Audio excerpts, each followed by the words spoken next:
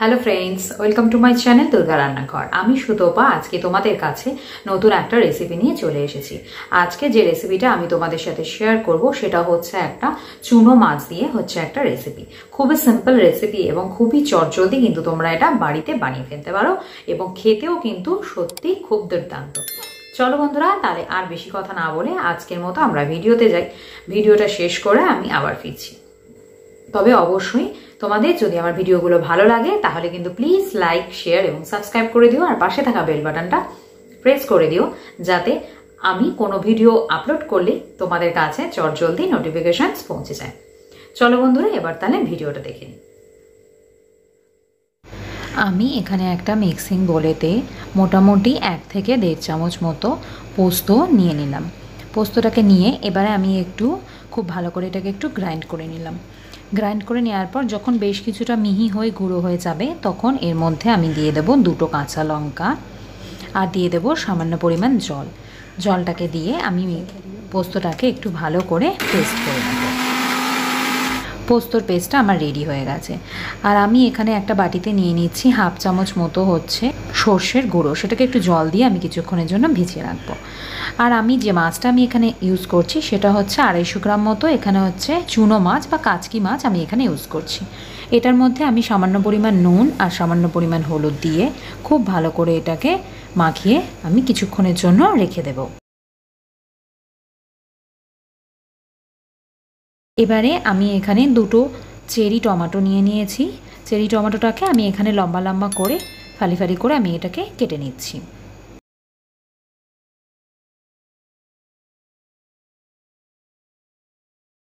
আর এখানে নিয়ে নিচ্ছি একটা মিডিয়াম সাইজের হচ্ছে একটা পেঁয়াজ। পেঁয়াজটাকে খুব ভালো করে খোসা ছাড়িয়ে নিয়ে ভালো করে জলে আগে থেকে ধুয়ে নেব। ধুয়ে নিয়ে দেন আমি এটাকে একদম মিহি করে আমি এটাকে কুচো করে নেব।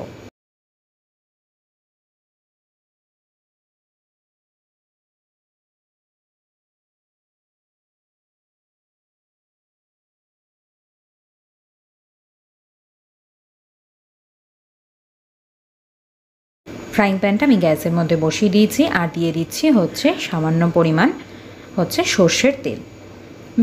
আমি খুব বেশি পরিমাণে সর্ষের তেল আমি এখানে কিন্তু ইউজ করছি না। সর্ষের তেলটা খুব ভালো করে গরম হয়ে গেলে যে মাছগুলোকে আমি নুন হলুদ দিয়ে মাখিয়ে রেখেছিলাম পুরো মাছটাই আমি এর মধ্যে দিয়ে দেবো। দিয়ে গ্যাসের ফ্লেমটাকে আমি একটু মিডিয়াম করে কখনো বা একটু হাই ফ্লেম করে মাছটাকে হালকা হাতে নাড়াচাড়া করে দেব যাতে মাছগুলো ভেঙে না যায়। এই মাছগুলো খুব নরম, তো খুব তাড়াতাড়ি এগুলো কিন্তু ভেঙে যায়। তো দেখতেই পাচ্ছেন বন্ধুরা, মাছের গায়ে কিন্তু হালকা কালার ধরতে শুরু করেছে। ঠিক এরকম অবস্থায় আমি কুচানো পেঁয়াজটা আমি এর মধ্যে দিয়ে দিলাম আর দিয়ে দিচ্ছি হচ্ছে কেটে রাখা টমেটো কুচোগুলো। দিয়ে এটাকে খুব ভালো করে আমি নাড়াচাড়া করে নেব। নাড়াচাড়া করে পেঁয়াজ আর টমেটোগুলোকে মাছের সাথে খুব ভালো করে মিশিয়ে নিচ্ছি।